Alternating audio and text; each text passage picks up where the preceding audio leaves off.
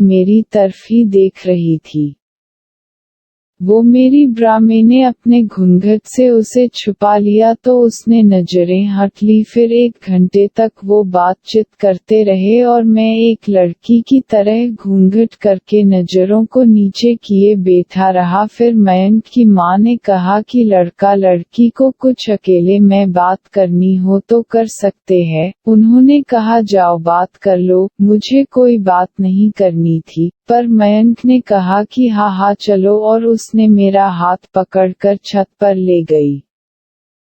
जाते समय मेरी चूड़ियों और पैरों की पायल की आवाज कर रही थी। वो मुझे छत पर ले आए, उसने मेरा घूंघट उठाकर मेरे सिर पर रख दिया और मुझे मुस्कुराते हुए देखने लगा। एक लम्हे तक मुझे देखा, फिर मुझसे कहा कि तुम इस साड़ी और ब्लाउज, हाथों में चूड़ियां, पैरों में पायल, और सबसे बड़ी बात ये नथ तुम पर बहुत जचती है। फिर उसकी नजर मेरी कमर पर अटक गई। मैंने साड़ी से ढक दिया।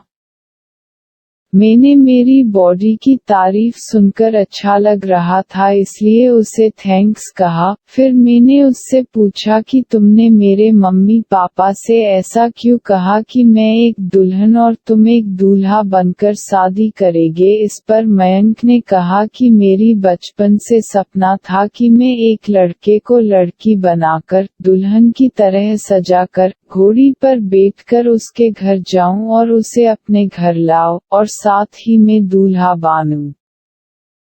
इसलिए यह शर्त रखी है, और वैसे भी तुम्हारे बूब्स मेरे से इतने बड़े हैं कि तुम्हें हमेशा साड़ी और ब्लाउज ही पहनना चाहिए और तुम्हारे हाथों में चूड़ियां ज्यादा अच्छी लगती है। इस पर मैंने कहा ठीक ही है, वैसे भी शादी के बाद तो मैं लड़कों के कपड़े ही पहनूंगा ना। मयंक ने हंसते हुए कहा कि देखेंगे। मैंने चौंकते हुए कहा क्या? फिर मयंक ने कहा कि अरे मैं मजाक कर रही हूँ।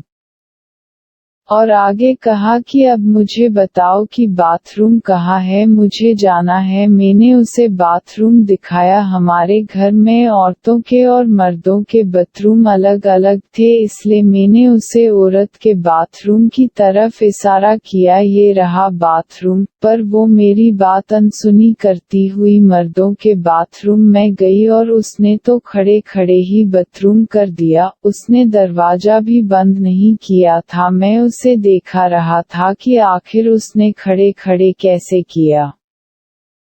उसने मुझे देख लिया तो मैंने नजरें हट ली। फिर वो बाहर आकर बोली कि औरतों के ये सब नहीं देखना चाहिए। मैंने ध्यान नहीं दिया और कि तभी मुझे भी टॉयलेट आ गई। उस समय मैंने साड़ी पहनी थी। मुझे औरतों के बाथरूम में ही जाना पड़ा और औरत की तरह ही करना पड़ा। मयंक ये सब देखकर मन ही मन हंस रही थी। मैं शर्म से नजरें नीचे कर दी। फिर हम दोनों नीचे जाने लगे। तब मयंक ने कहा कि हमारे घर की औरतें बड़ों के सामने घूंघट करके ही जाती है। यह कहकर उसने एक लंबा सा घूंघट कर दिया और मुझे खींचकर नीचे ले जाने लगी। उसका हाथ बहुत ही सख्त था, मैं छुड़ा नहीं पाया और हम नीचे आ गए। मैं अपनी माँ के पास जाकर खड़ा हो गया। फिर मयंक की माँ ने कहा कि तुम्हें जल्दी ही दुल्हन बनाकर मेरा बेटा ससुराल ले जाएगा।